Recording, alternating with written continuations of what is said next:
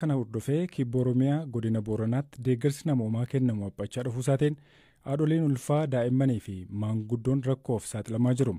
Namoota 800 hongeen miidhaman keessaa 600 oliif mootummaan deeggarsi dhiyeessaa jiraatullee hanqinni deeggarsaa jiraachuu bulchaan godina Booranaa obbo Jaarsoo Boruu BBC'tti himan.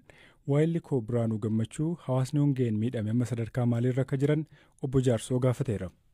Walqabatee haalli hoolaa haali jajjabaa keessa jira. Roobni roobuu qabu wal faana yeroo shaniidhaaf ganni 2 fi agayyitii 3 waqtii roobaa 5 walirra osoo hin citiin hongeen waan qabateef hawaasii horsiisee bulaa qabeenya beeylada akka bal'aa dhabee jira. Oomish qonnaa wanni inni argatiin jiru rakkoo bal'aadhaaf saaxilamaa jira jechuudha. Baay'ee rakkoo jajjabaa keessa jira jechuun hin danda'amu. Kuni seenaa keessatti ta'ee beekaa yeroo dhiyootti wanta akkasii kun waan mudannoo haaraa moo durallee jira kun?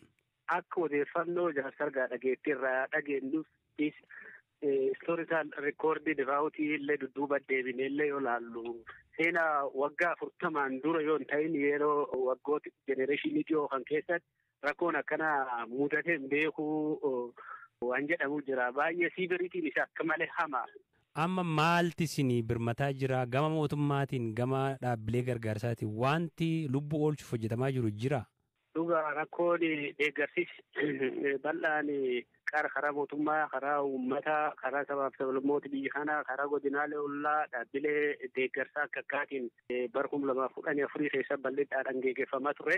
Haa taatuti rakkoo haala waliigalaa akka biyyaa jirtu wal qabatee rakkoon bona kun walirra osoo hin citiin dabalamu wal qabatee iddum godinaalee biraas keessatti rakkoon wal fakkaatan waan jiruufi humni durii nu deeggaraa tures humni isaanis gabbu'aa dhufee jira.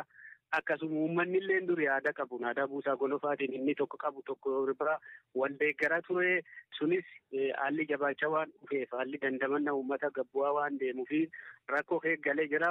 Agammaatti deeggarsitti fufiinsadhaan gaas ta'uu baatu kennaa jiru mootummaa fi dhaabbileen mootummaa muraasaati.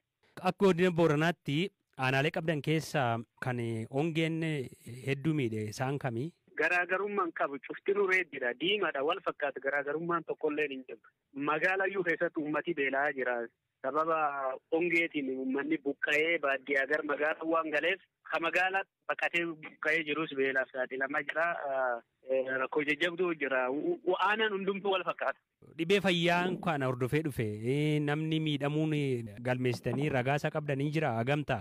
Uummanni 800 ole godina Booranaa qofaatti. Isaan keessaa 604 deeggarsa mootummaatu deeggaraa jira. Innis yeroo inni tarkifatee uummanni jidduus beela'uus jira. Haa taatuti 70% olii mootummaatti deeggara.